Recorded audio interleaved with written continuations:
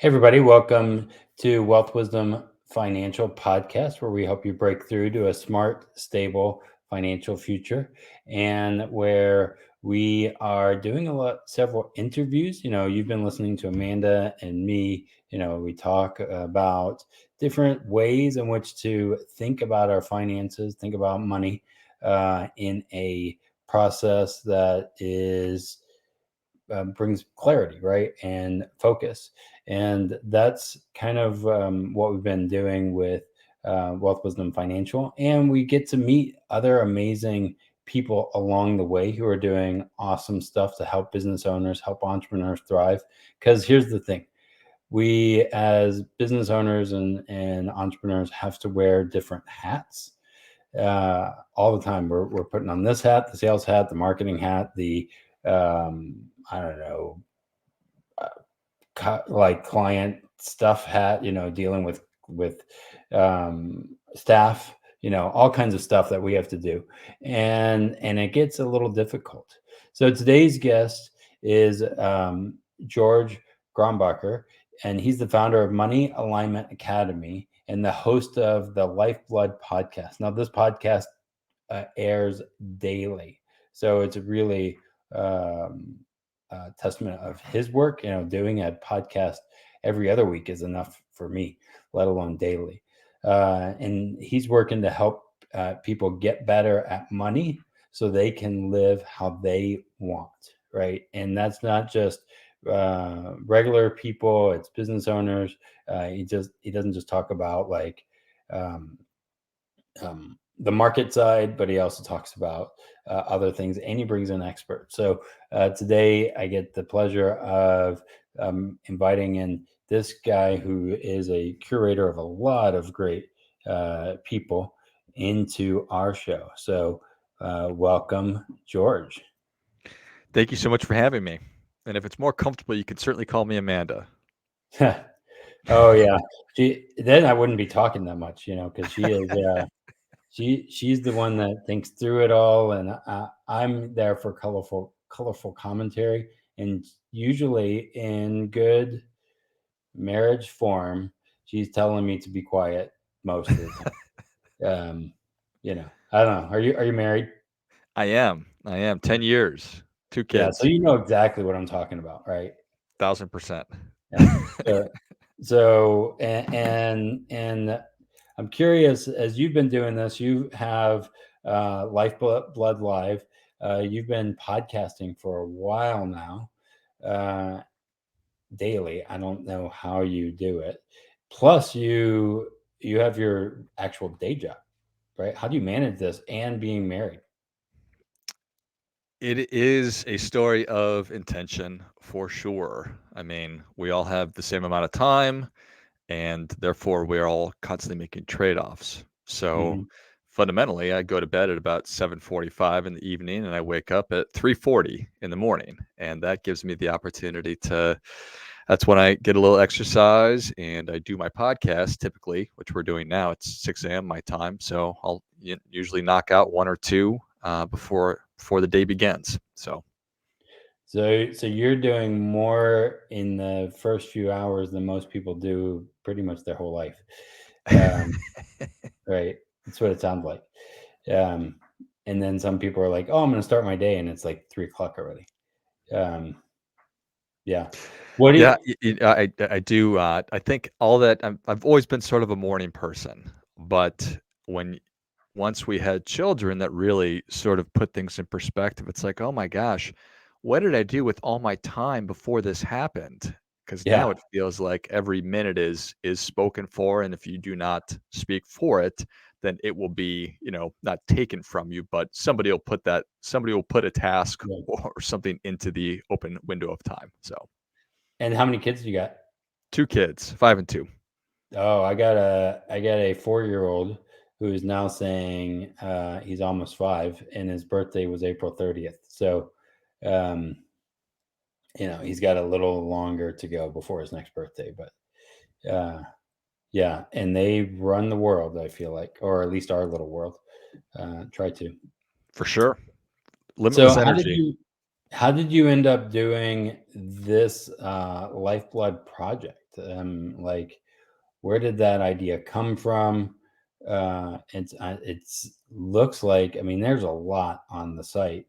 How did you end up coming up with the idea and then implementing that idea? So I started podcasting in 2016. I didn't know what podcasts were up until probably 14 or 15. And I found them like, this is amazing. What a great Mhm. medium. They're free. Yeah. There's something on everything. They go with you everywhere. And so I really got into them. And then I thought, well, why not start one? So a buddy and I started a podcast, which we still do occasionally. And then I wanted to do one for my work. And I thought, well, what will I talk about? And I thought, well, you know what would be a good idea is if I could bring on other financial professionals. And so I just started interviewing financial advisors and coaches and people like that. I thought if I can bring forth their best stuff, well, then that'll be a really good benefit for everybody. So that's how it started. Hmm. And I just made the decision I wanted to have sort of more conversations beyond simply personal finance and investing, stuff like that. And so it morphed, and then it started to do we started doing it 2 days a week, and then three, and then four, and then five, and then six, and now we do it every day. And I don't know that I wish I could say that what it is today is exactly as I envisioned it when I started it 4.5 years ago, but that would be, disingenuous, dishonest. So it's Yeah. turned into kind of took on a life of its own, and I'm very proud of it. And we've done 1,500 episodes plus at this point, and had so many wonderful guests. And I sort of took a step back, and somebody said, "Why don't you have a website?" And I thought, I don't know. I just hadn't really thought about it. And when I did think about it, I recognized that so many of our guests are advisors or coaches. They have courses, they've written books, they do, Mhm. consulting. And I realized we created sort of a unique little ecosystem. So somebody can come and listen on the site. They can read written content provided by our guests, but they can also engage in coaching or get advisory or take courses, all from our guests. So that's kind of how it started, and how it's going. Nice.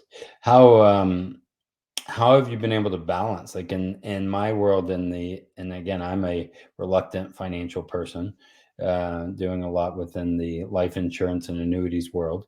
And I didn't realize when we got into this business how opinionated people are. All I know is it made a difference for me. And how do you work with guests that probably have different opinions than you, or strategies? And how do you, as you work through maybe a person coming into your ecosystem, to say both, maybe both ideas are right, right? There might be two opposing ideas, but they both might actually be right. Does that make sense? For sure. Yeah. I mean, two things can be true at the same time, right? Yeah. As you and I were talking, there are certain if you talked about Bitcoin right now, people Yeah. would be super excited about it, and then people would be really excited about gold and think that Bitcoin was not a real thing, or they would say that's Yeah. a waste of money, kind of a thing. So when I bring somebody on, I am first and foremost, I really am a curious person, and I'm interested, and I love people, and I love learning about them and engaging with them. And I try and make them really the star of the show. And so I'm just Mhm. trying to figure out why it is that they think something. So if they're talking about Bitcoin, I'm interested in why it is that they're so interested in it and why they think that it's a good thing. And but I also will certainly push back and play devil's advocate and just try Mhm. to figure out both sides of it, or all rather all three sides of any conversation. So in the financial world, we're in a really interesting time right now. And if you were, and this is a hard thing as a financial advisor, we don't know the future, right? But where do you think is the best place, and what would you tell somebody who's starting out right now? They are, I don't know, 25, just graduated. Maybe they're not a college bound. They're business owner or entrepreneur. What would you tell them now that may be different than you did when you started your career? That's a great question. When I started my career, I was literally 22 years old. So I'm going to give you a really long answer to a short question. I think that I just didn't know. I was very, very, very green when Hmm. I started my career, and did not have a finance background at all. It was my first job out of college, so I was just selling. I Yeah, was a yeah, salesperson. I was yeah. selling financial products. So I've been thinking a ton of right now about how to teach kids about money so that when they are 25 years old, if it's kind of a person A, person B kind of a thing, if you have one kid who knew these things and they were Hmm. 25 versus another kid who didn't, what would the benefit be? And I think that that's still I think that that is a great way to think about it if you're a business owner and you're starting out or whatever the case may be. I think that there are first principles of personal finance that are true no matter what. That's kind of the whole thing about first principles. So Yeah. I've been spending a good amount of time thinking about that kind of a thing.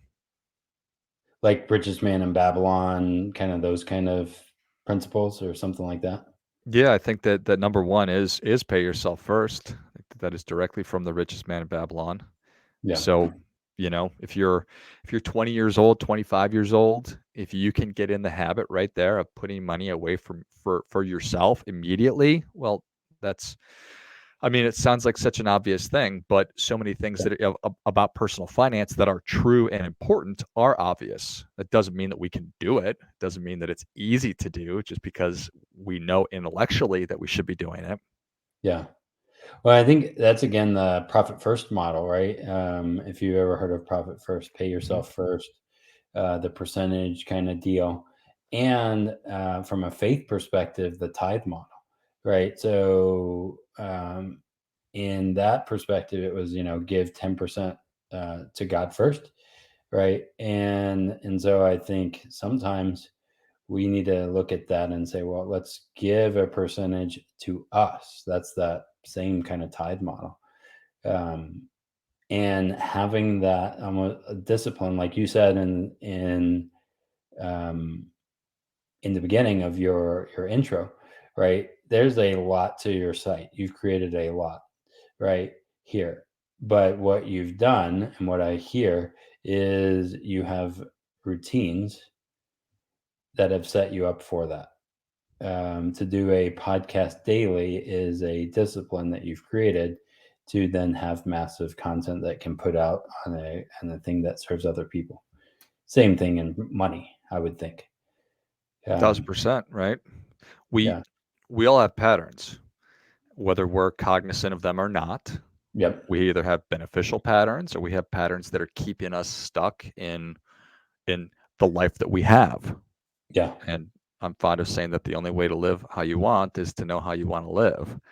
So we need to be examining these things because the reality is most of us are struggling. Two-thirds of us are living paycheck to paycheck. 60 or 70% of us are overweight. Yeah.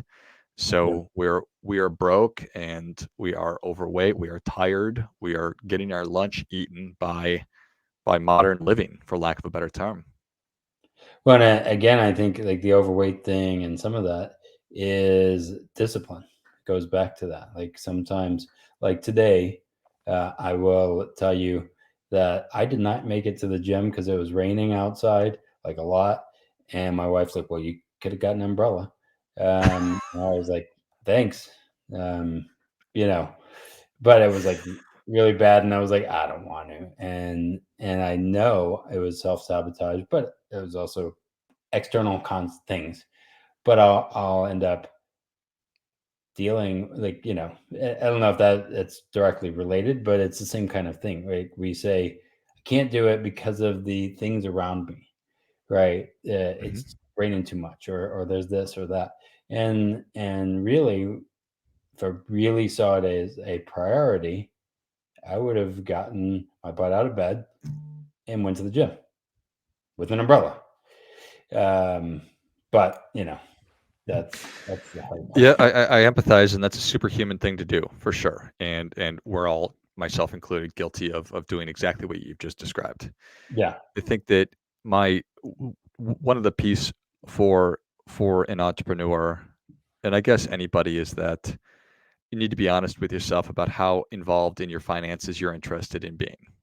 yeah, Because just like how involved in your fitness are you interested in being? If you said, you know what, I am interested in learning all about what I should be eating. I am interested in learning all about how I should be moving my body and doing cardiovascular exercise and lifting weights. Well, then great, then do that.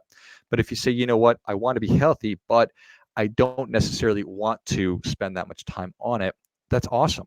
We're being honest with ourselves that we Hmm. need to put mechanisms in place so that I'm not relying on my self discipline. So, just to go back to your example there, Brandon, if you had a trainer waiting for you that you're paying at the Yeah. gym, then you probably grabbed that umbrella and you probably would have made it out there. So it's just a function of the same thing goes for your finances. If you say, okay, Mhm. I know that I'm supposed to be saving my money, but I just haven't been able to really get the discipline to do it on my own. Well, then maybe you should be working with some kind of a financial professional to give you that beneficial nudge. Yeah. I think that's totally true, and why, like, for me, having a gym membership, like, some people are like, I don't want a gym membership because that'll be waste of money. I'm like, I have a gym membership because that's a accountability thing, It's an because investment. I'm paying for that. I'm going to be there, except if it's like pouring down raining like today. But you know, for the most part, 4 days a week. Um, Nice. and I think that that's a hard part in our finances, in other disciplines, and when we run a business in general. Like, there are muscles we need to build, marketing muscles, um, sales, like I said, sales muscles, um, conversations, and knowing where we want to go. As I do financial analysis with people, and business owners, most of the time, and I see this a lot, they don't know where they're kind of sleepwalking, right? And we're trying to build something. We hope that it's going to work, but we don't actually know where we want to go. Um, and that's usually when I do a financial analysis, I'm asking, what's your dreams? What's your goals? Where do you want to end up in life? And reverse engineering it. But most people have no idea. Have you found that to be true in what you where you work at in general? Definitely. And that's also super, it's a really human thing to do. I'm always I love telling people that I've made all the financial mistakes and Mhm. I waited to do all the things. Like I'm 43 and it took me till I was 35 to actually think about and write down goals. I Right? intellectually know and understand I'm supposed to do that and I should have been doing that for a long time, but it just took me forever to do it. Now that I Yeah. have done it, I can tell you all those other people were right. It's a wonderful thing to be able to do. So I get it. When people when we are just putting one foot in front of the other and we're just trying to keep our head above water, it is hard to be able to do that. And that's true of every aspect. So yes, 1,000%. You need to get that beneficial nudge from you to sit down with somebody and say, hey, we need to think about where it is that we want to end up so that we can chart the course or use whatever metaphor you want to use to get there. Well, and having the different people, if you're the master of your ship. So again, what I love, this Lifeblood Live, is there is a lot of different experts in different fields, right? And so if you're the master of your ship and you have those different people in place, and some of them may disagree with each other, but you might have a tax accountant that wants to save on taxes, right? Save you yearly on, making sure you don't pay a lot. But then you have a tax strategist that may be a different conversation a little bit, right? Um, and then you have a salesperson who's saying, like, spend some money to grow your sales. And you have your profit first person saying, shrink your OPEX. And all of those are intention. But if you have the numbers, metrics, you're able to make those decisions. And it can seem overwhelming, but actually, having more data gives you more, um, I don't know, um, ways, things that you can think through. Um, anyway, That's one of the reasons I think that this site is pretty powerful. I think it's super important to take that collaborative approach to your point, just because people have different viewpoints on things. If you are talking to advisors that they're just so obtuse and they're not interested or willing Hmm. to deviate or to accept new information and have a conversation about it, well, I think you need to find new advisors. So I think you're right. Yeah, There's not a right or wrong way to do this thing, and we got one crack at this, so we yeah. better be able to have a conversation about what's going to be the right thing for your situation, depending on where you want to go. Well, and the other thing I think about, I mean, I do life insurance and annuities, and people are said on the other end of the spectrum, oh well, they're just trying to make a sale. That's why they do it. It's all about the sale, and it's all about the product and all of that. And for me, I think, well, the product is a tool, right? And if you ask the right questions, and really any person that, as we're advisors, are asking good questions, not giving them, you need to do this, this, and this, and try and sell something, but asking the right questions and seeing, hey, in my arsenal, is this going to solve your problem? And if it doesn't, then here's somebody else that I think could help you. And I've done that many times, but we are not good listeners oftentimes. And that's the way, kind of the practice I want, is to say, all right, we're going to help you regardless of if you decide to do a product with me, right? But in the reality of things, we're all in the business of sales, every one of us, because that's how the world works. Like, even if you are an admin for somebody, somebody had to make the sale for you to get paid. Um, so anyway, it's all sales. And that's No, my 1000%. I mean, a life insurance policy and an annuity, divorce, these are not inherently good or bad things. They just yeah, are. And yeah. when how you use it and how it fits into your life, that is the key. And it might not, but let's not just write something off simply because of your preconceived notions or whatever you're carrying into the conversation with you about. So I Yeah. definitely agree. That's the same with Bitcoin and real estate and all of that. Whenever grandma comes to me and says, "Hey, should I get into Bitcoin now? And what do you think?" And I'm like, do you know anything about that?" No, but everyone else is doing. I'm like, well, probably not. That's just my, maybe you should to find somebody that you can learn about that first, uh, and get some tools to help make the right decision. But and then I'll tell somebody else, "Hey, you're in IT, you've learned this whole system, you understand how that computer stuff works." And I don't have any Bitcoin, but I know some people that made quite a bit of money in that world, but it's because they know that world, um, and finding people that do. So, what else? What else do you want to share with our listeners today?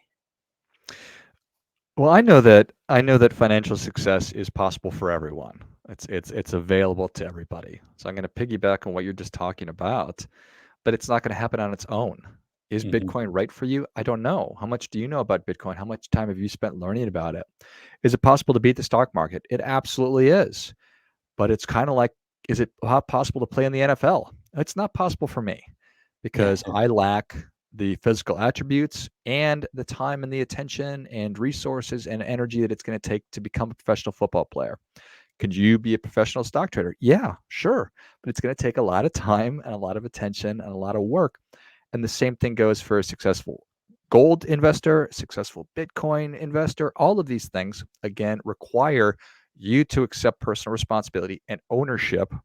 And then if you're going to do the research, awesome. If you're not, well, then you need to find the resources or the people or whatever it is hmm, to fill those gaps in your puzzle.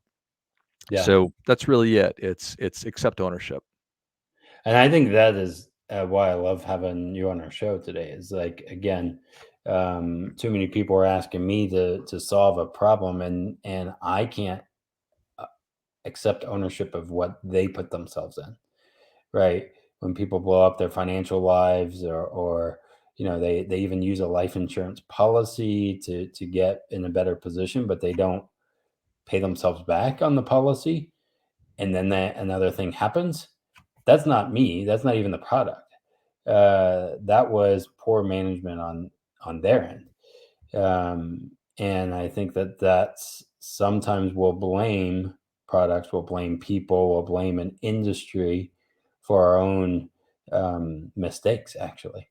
Um, and that's sad, but that's and in our world, we are in a world where we don't need to take, or we don't, I don't not need to. It's okay to not take responsibility for our actions and say, all right, it's okay. Just you know, do this or that. That's the overweight world. Um, Yeah, I think that that's really well said again, and it's probably not such a great thing that we're about to forgive student loans because that once again goes to right, not right. my fault, but it is operator error. I mean, at some level, we do need to accept personal responsibility for everything that goes right, everything that goes wrong. And there's a lot of people that don't like that anymore, and that's tough luck, Brandon. Then Mm. stop listening to me. Right, and I think that's again a challenge that we face. And if anything, if you guys listening to this here, take 100% responsibility for your own life and your own future, and don't expect social security, don't expect the government, don't expect your company, like all of that. And it's what I like to think is, like, from a faith perspective, it's 100% control on me and 100% God. So I'm kind of praying that God will do things, but I'm taking 100% responsibility as well. Um, so I pulled up your website, Lifeblood um, website. And what I love about this is there is a lot here: wealth, health, relationships, business, success, lifestyle, coaching, and a lot of courses. And so in here, you can see all the different things that George offers. And it's not just George. George isn't teaching all of these classes. I don't know, which ones are you teaching actually? I'm not even sure. Um, Just I do some of the personal finance ones in wealth. Gotcha.